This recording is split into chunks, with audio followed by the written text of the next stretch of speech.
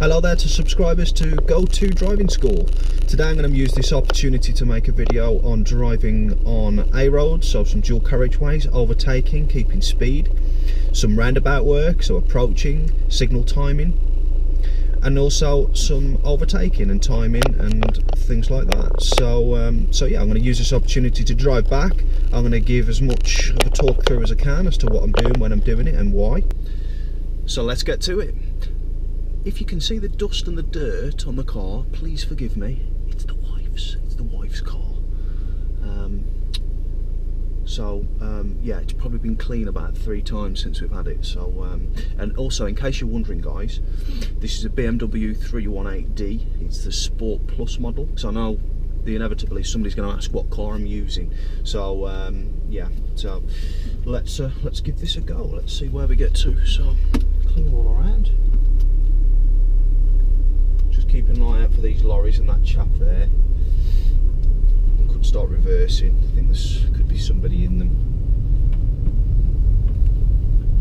Nothing coming from the junctions. Nothing coming behind the lorry before I get into a position where I can't see. And nothing coming out of this opening here. Lights are on. People are in the lorry. Lorries.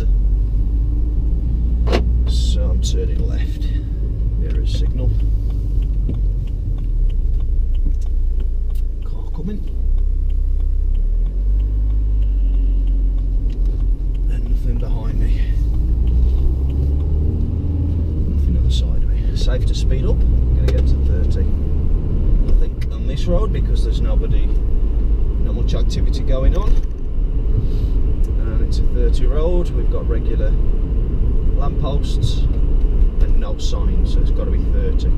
Keeping a good gap between me and the car in front and holding it at 30. There is a car behind now, but it's a good gap away.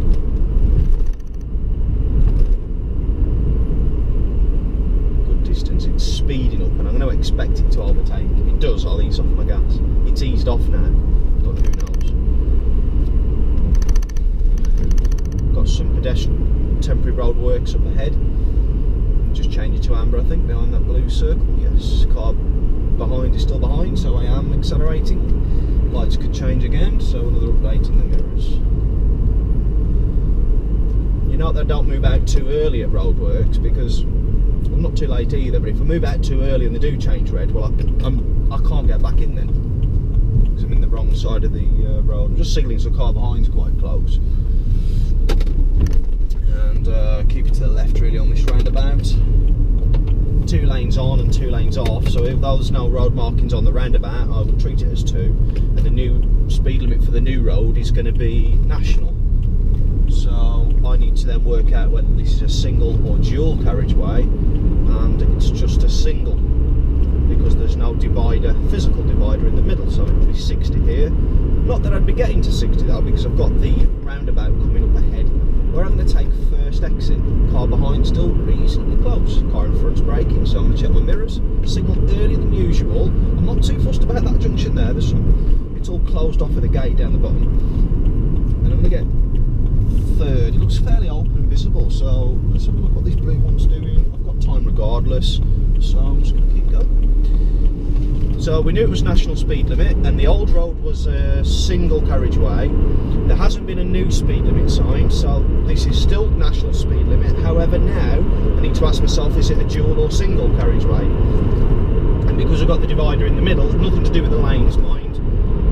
Because I've got the divider in the middle, it's a dual carriageway, so presently it's 2 roads. So let's do a bit of overtaking. Mirrors, sideways glance, key signal until I've completed manoeuvre. New road layout ahead, so I'm just going to sort of be a bit more careful as I'm coming through, because others could make mistakes. Mirrors and signal. I'm not going to get to the left-hand lane, it's left only.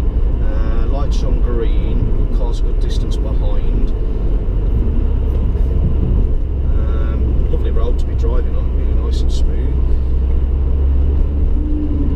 And just keeping it at 50 really. We've got no stopping on here, and there's nothing, well there is something behind, it's real good distance away. Keep it fourth as we come down this hill, so it's required a bit more engine braking. Just stopping me from breaking the limit.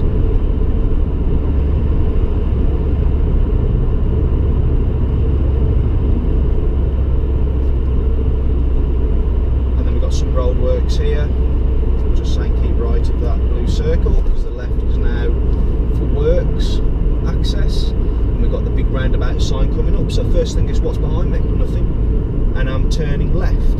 So left-hand lane isn't available. We'll want to be going down here now. And still nothing behind me. Keeping the tyres and tarmac gap. Not going to signal yet. I'm going to signal as I get a bit closer.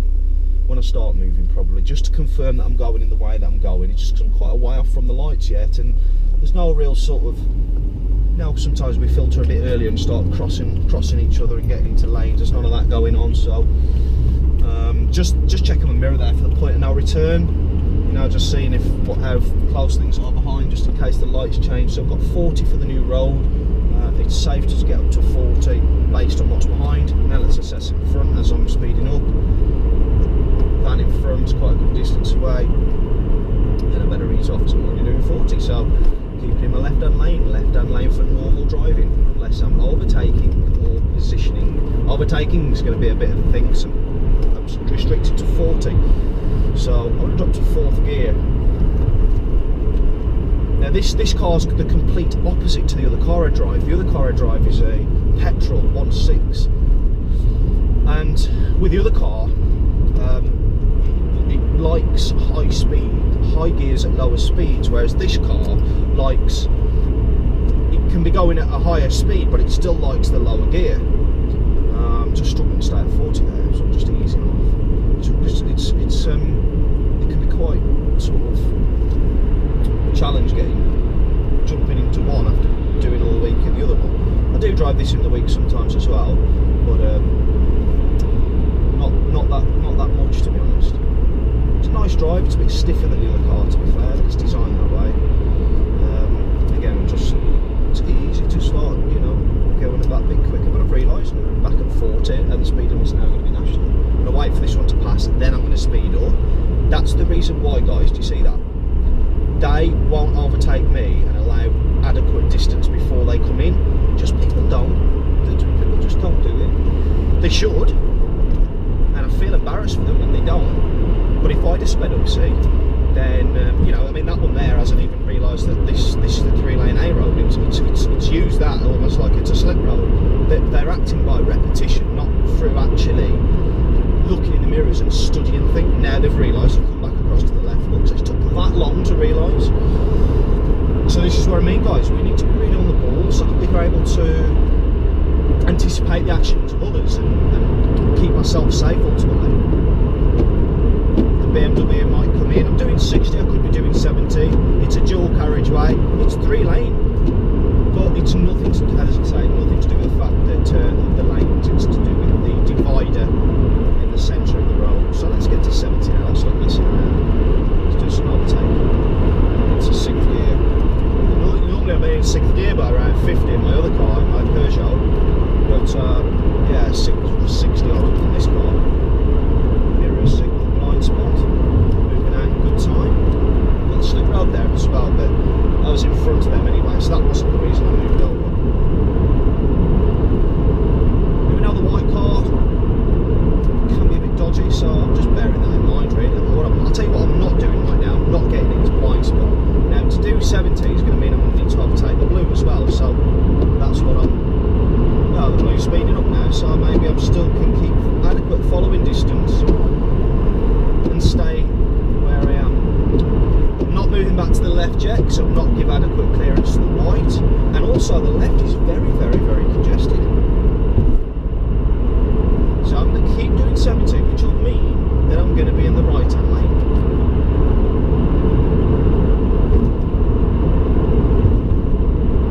I find this car really awkward as well to see the speedometer. It's like it takes half a second longer to realise what speed I'm doing in this car. Also, the steering wheel here is in the way. It's in the way of where 70 is. I'm going to have to sort of move my head a bit, you know, from my optimised driving position. This car's up and down with its speed, and I'm just going to get in the left-hand lane, then the middle, back in the middle lane now. There's a car coming up behind me, and the overtake just didn't work. And I've been breaking the speed limit, you know, intentionally to get past and didn't need to. But I guess either way, we got past all that backlog of traffic back there in the middle lane. So I'm going to get the speed to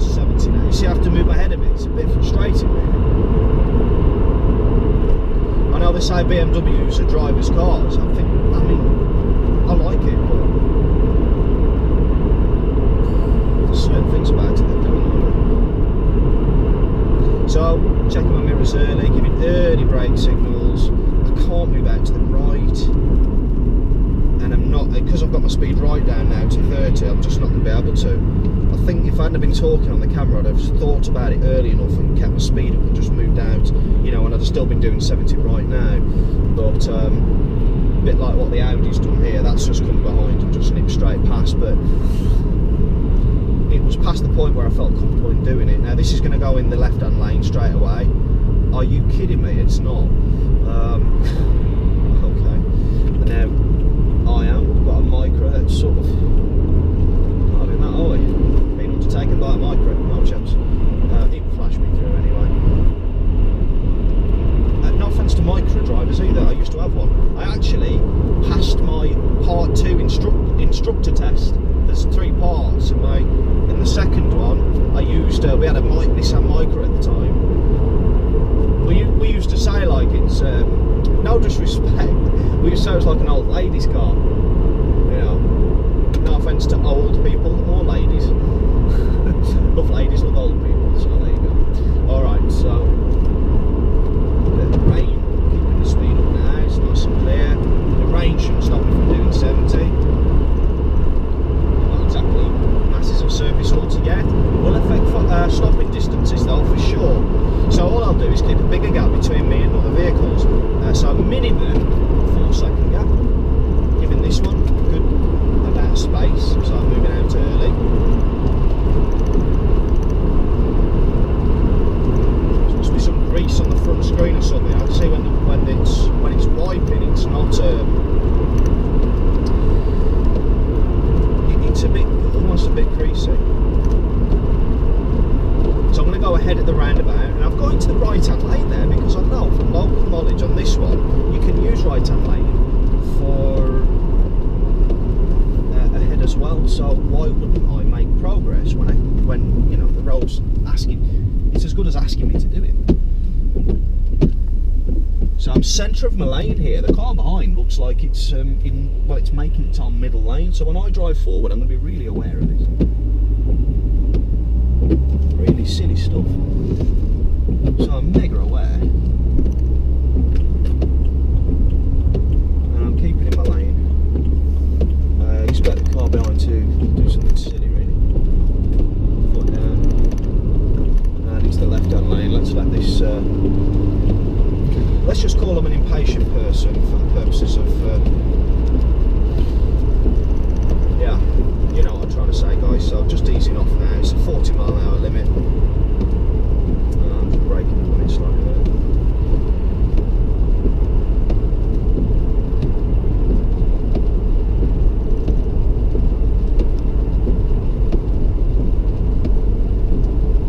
And just easing back off, just dropping that speed to 40.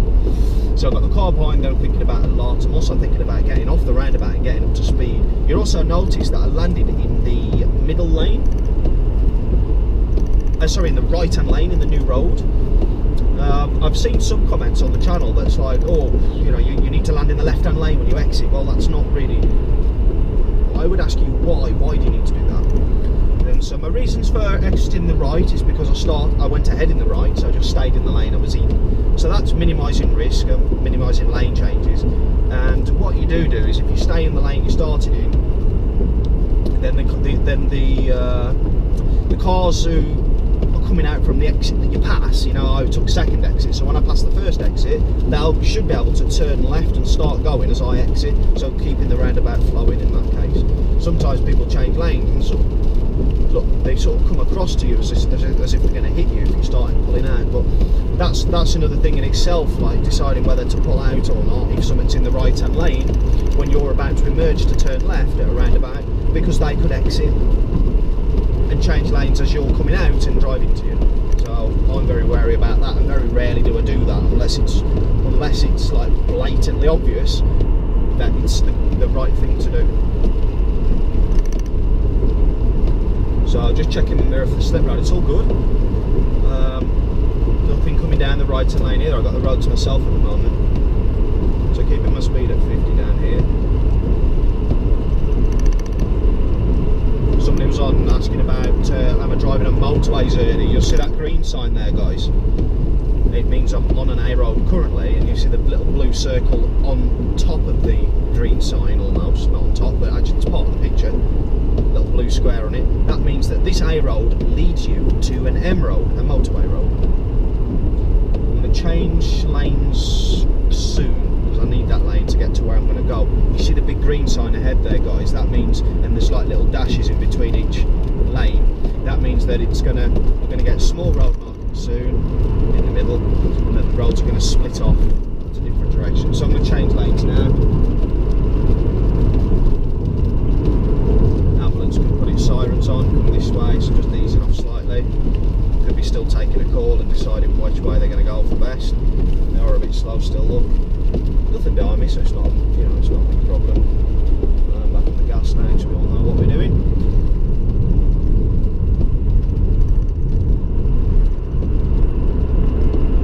Straight in the right-hand lane here because I'm positioning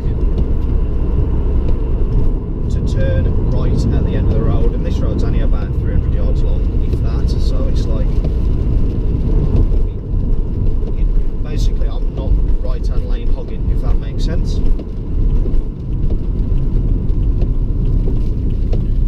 So again, still nothing behind me, clutch up early. Oh, I'm going to go clutch down first gear. Look, you see that bus and that? I'm waiting for it all to go, then I've got to wait for the Honda to go in front. The Fiesta's going to allow the Honda to go. No, it's not.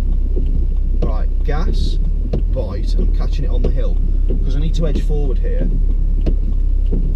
I've got a pedestrian walking towards me.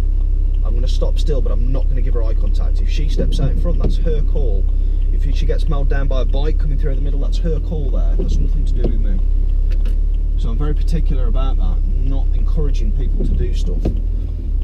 If it was just me on the road, great, because I trust myself, but what I don't do is trust any other road user whatsoever. And I think that serves me well, really, starting from that stance. I'm still on the clutch, still at the bite.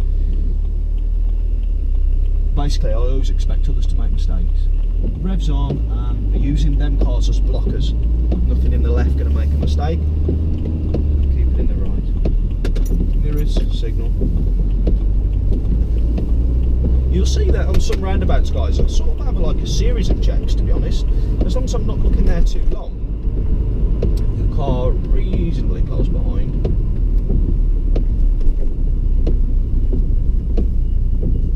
Just sort of keep it. I'm just getting slower that bit earlier, just to keep. I'm almost like controlling their slowing. Because they have no choice to slow earlier, because I'm slowing earlier. If they didn't slow earlier, they'd drive in the back of me. And of course, if I thought they was going to drive in the back, I would change my tact. Lights have been on green for a while, they could change.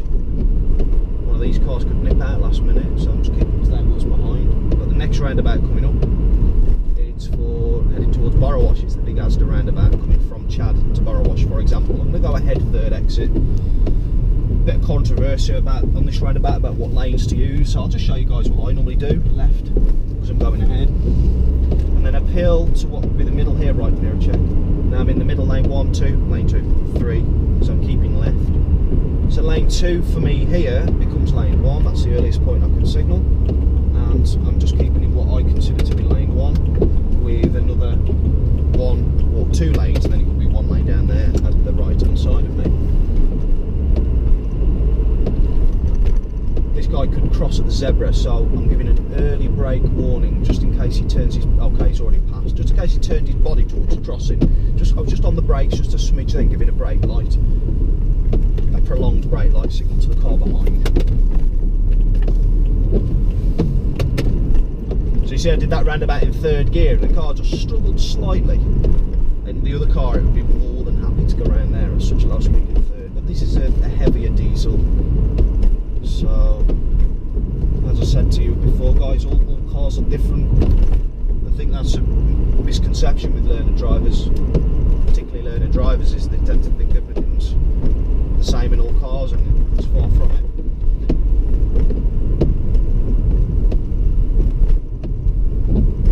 And that's a really silly thing to do. That is such a silly thing to do. That trying to be a hero there and letting that car out, because how does that car know that I'm paying attention?